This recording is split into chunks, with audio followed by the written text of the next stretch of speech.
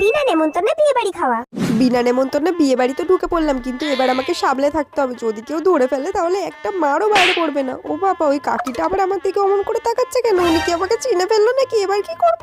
না না, এখানে আর বসে থাকা যাবে না, এখান দিয়ে তাড়াতাড়ি পালাই। এই তো, এই জায়গাটা বেশ ফাঁকা আছে, এখানে দাঁড়িয়ে গরম গরম পকোড়াগুলো খেয়ে নিই, কি টেস্টি। বিনা নেমন্তন্নের বিয়ে বাড়ি তো খাচ্ছি, কিন্তু এটা ছেলের বিয়ে হচ্ছে না মেয়ের বিয়ে হচ্ছে সেটাই তো আমি জানি না। দূর ছাতা, অত জেনে আমি কি করবো? আমার খাওয়ার কাজ খেয়ে বেরিয়ে চলে যাবো। স্টার্টার অনেক খেয়ে নিয়েছি, যাই এবার মেন কোর্স খাওয়া শুরু করে দিই। কেউ আমাকে ধরে ফেলার আগে বিয়ে বাড়ির খাবার দাবার শেষ করে বেরিয়ে যেতে হবে। যদি একবার ধরে ফেলে তাহলে খুব মারবে, তখন কি করবো? এই টিস্যু দিয়ে মুখটা ঢেকে নি, যাতে কেউ আমাকে চিনতে না পারে। তাড়াতাড়ি তাড়াতাড়ি খেতে হবে। তা দিদি ভাই, আপনি কোন পক্ষ? এই খেয়েছেন, এবার কি বলবো? আমি তো বরের দিদির বন্ধু হই।